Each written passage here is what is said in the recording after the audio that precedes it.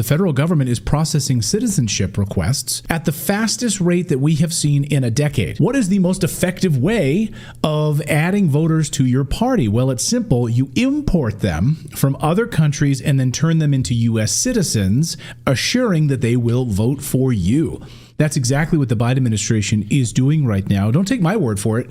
Take the word of the New York Times, your most trusted source of news. Their bombshell new report out on Joe Biden. This is the New York Times. Their plan to fast-track citizenship for illegal immigrants. This isn't just some policy tweak. This is a strategy aimed squarely at reshaping the electorate before the 2024 election. It's stunning.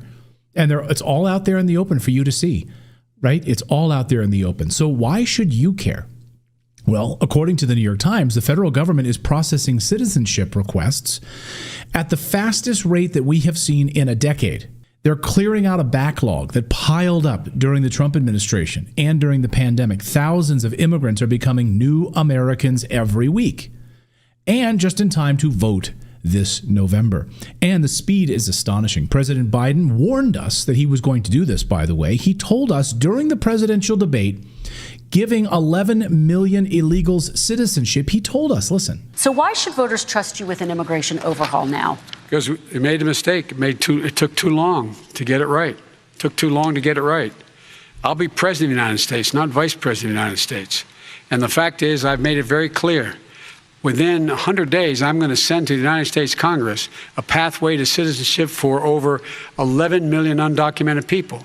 And all of those so-called dreamers, those DACA kids, they're going to be immediately certified again to be able to stay in this country and put on a path to citizenship.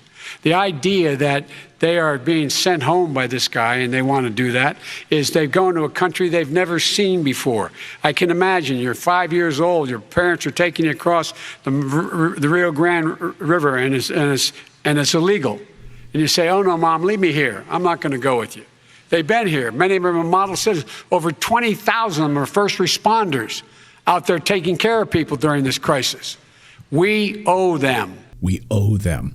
Isn't it amazing to listen to him speak just a few short years ago? Yes. He still couldn't really put sentences together then, but it's like night and day difference. Oh, no, that was Totally supreme oration compared to what we get now. Oh, my God. But the New York Times paints this as simply becoming more efficient at reducing the backlog of cases. That's how the New York Times is kind of spinning it. That's total bullshit, of course.